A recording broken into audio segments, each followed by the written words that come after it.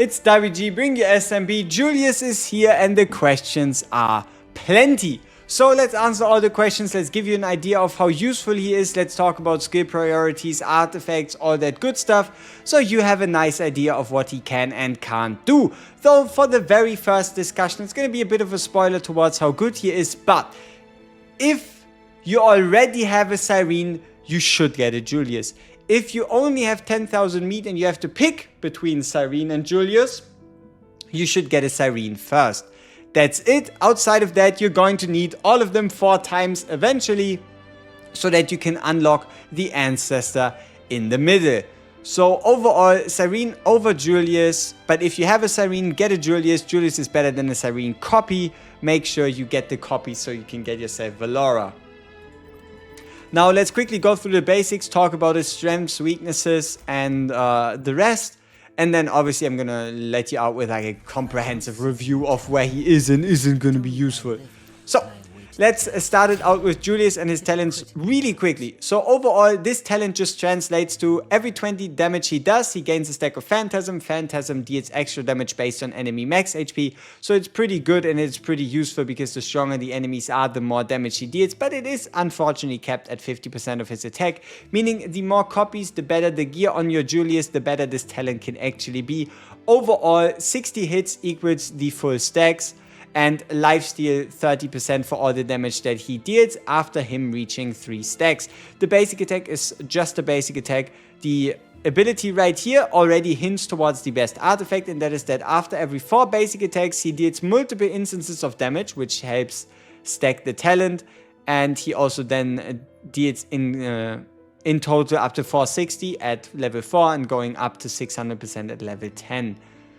Finishing it off with the ultimate, where he's gonna attack units in a select area with his halberd, dealing X amount of percentage damage. And the more phantom stacks he has, so the more times he hit before using that ability or with using that ability and then using it again, the more damage he's gonna deal with it, up to 45%. So it's quite important to get these phantasm stacks up. Furthermore, while you do use him, he also gains blades based on the stacks of phantasm, which means he's going to do even more damage, get even more stacks. He fills out this Phantasm stack on his own quite quickly. Best artifact, you might have already guessed it, maybe you haven't.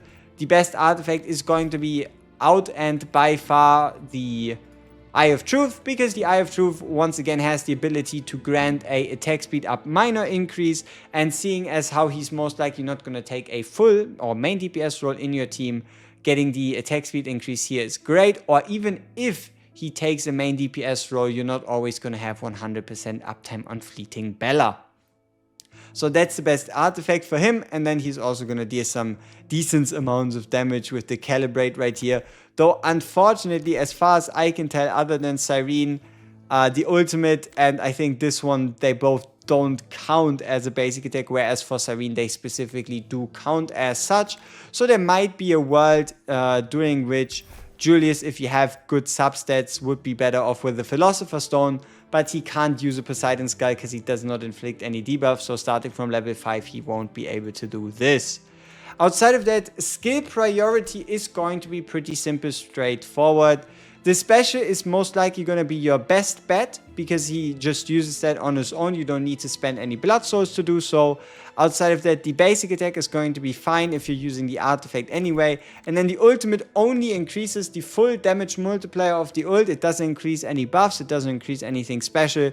So it's not a super chase ult. Overall, he's a pretty solid 4 out of 4. You can bring him to like 555, potentially 666, but anything more than that and you're kind of investing a little bit too much.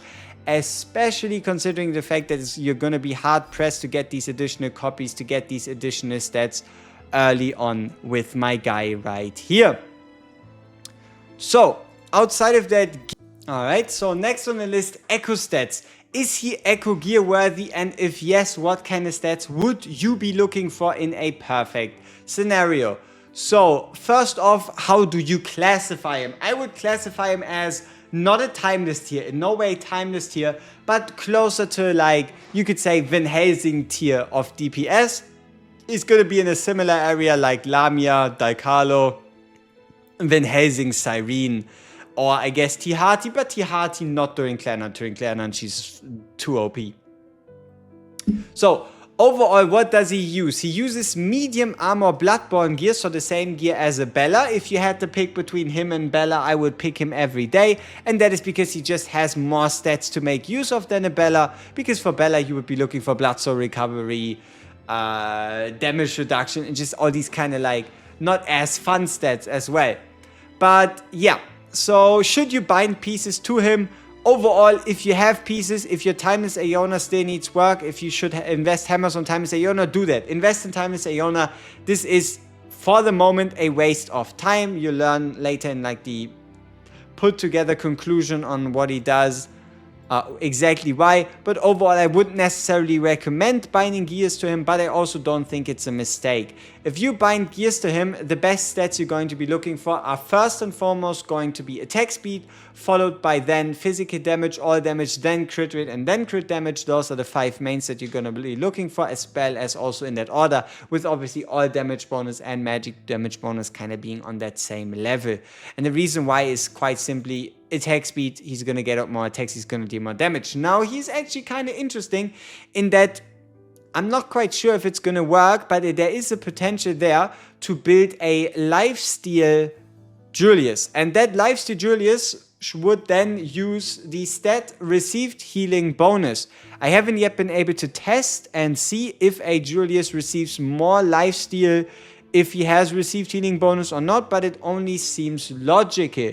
So if that works, if that in the future might become a possibility, then you might see Julius is running around with around 80% received healing bonus, meaning 80% more lifesteal, which could be quite nasty.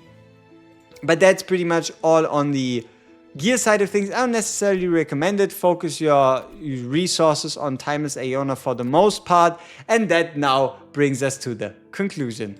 Current thoughts on Julius, alright? Current thoughts on Julius. Not a summoner, so is not going to see a place in PvP because PvP is a Tia Aeona madhouse. It's just Tia Aeonas and Time Worn, just Tia Aeonas and a bunch of Silver Shadow Chronometers. Story, he can only work below, I think, like around 20% and lower deficit he can work. If you want to pair him with someone, you want to pair him with an Agnes, so you can pull the units in with Agnes, then attack with Julius. You only really want to run an Agnes in spot for someone like a Daikalo, because she does interrupt for 3 cost. She does have that big range, so if you're used to using Daikalo, you're going to be able to pick up Agnes quite easily.